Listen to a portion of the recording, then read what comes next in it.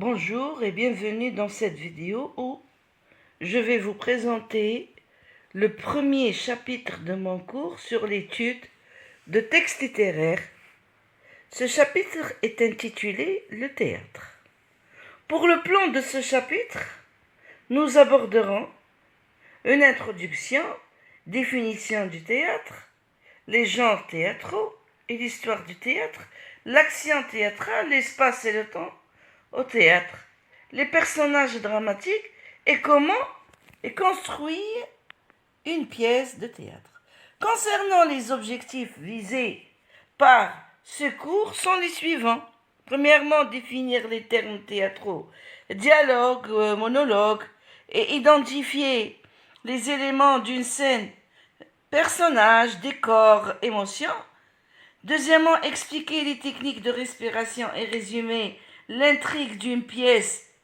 Troisièmement, utiliser des techniques pour incarner des personnages et interpréter une scène. Et quatrièmement, analyser les motivations des personnages et distinguer les styles de jeu. Cinquièmement, créer une scène ou composer un monologue en utilisant les techniques théâtrales. Et enfin, évaluer une performance en critiquant l'interprétation et les choix scéniques.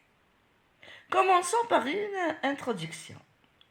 Le théâtre en tant que forme d'art et moyen de communication occupe une place unique dans la culture et la société. Il constitue un miroir de la société, un espace de réflexion et d'émotion. Ce module explore ses dimensions historiques, performatives et critiques, fournissant aux étudiants les outils pour comprendre et apprécier le théâtre. La définition du théâtre. Le théâtre, c'est un art de la scène qui repose sur l'interaction entre des acteurs, un texte et un public. Les histoires sont racontées à travers des dialogues, des gestes et des mises en scène. Il ne s'agit pas seulement de divertissement, mais aussi d'un espace de réflexion, de débat et d'émotion, où les acteurs incarnent les questionnaires et émotions humaines. On va faire un peu d'histoire littéraire. À travers l'histoire, le théâtre a pris des formes variées au XVIIe siècle. Le classicisme privilégiait la tragédie, régie par des règles strictes. Au XVIIIe siècle, la comédie a gagné en popularité, notamment avec des œuvres qui critiquaient la société sous couvert d'humour.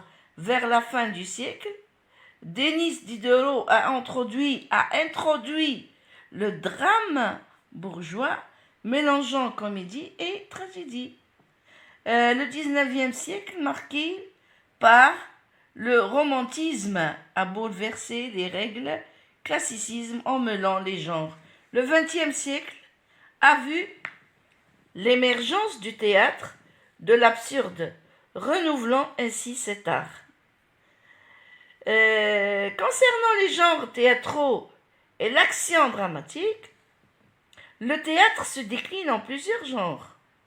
La tragédie, où les personnages font face à des dilemmes, souvent fatales. La comédie qui met en lumière les faiblesses humaines pour provoquer le rire.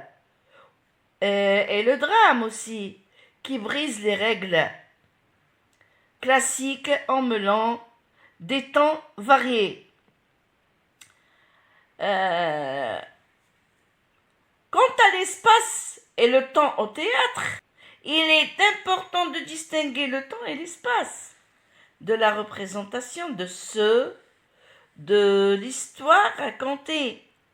Dans le théâtre classique, l'espace scénique et l'espace dramatiques sont souvent confondus, tandis que le temps de l'intrigue est restreint, respectant la règle bien sûr des 3 unités, temps, lieu, action. Les personnages dramatiques, les personnages au théâtre sont souvent des archétypes comme le roi tragique ou le valet rusé. On peut analyser leur rôle à travers le schéma actentiel qui permet de comprendre les relations entre le héros, ses objectifs, ses alliés et ses opposants. Comment est construite une pièce de théâtre? La pièce de théâtre est structurée en actes et en scènes. Chaque acte représente un moment clé de l'intrigue et les scènes permettant aux personnages d'entrer et de sortir, faisant ainsi progresser l'action. Les répliques des personnages sont souvent accompagnées d'indications scéniques pour guider le jeu des acteurs, comme le ton de la voix ou les mouvements sur scène. Nous terminerons ce cours par quelques termes essentiels du théâtre.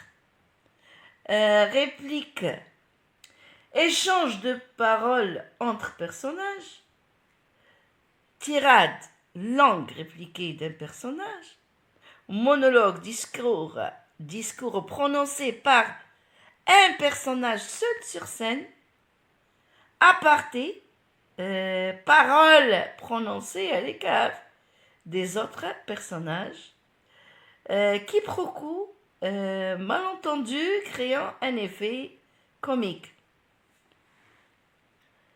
En conclusion, le théâtre est un art vivant où les textes prennent vie à travers l'interaction entre les acteurs et le public.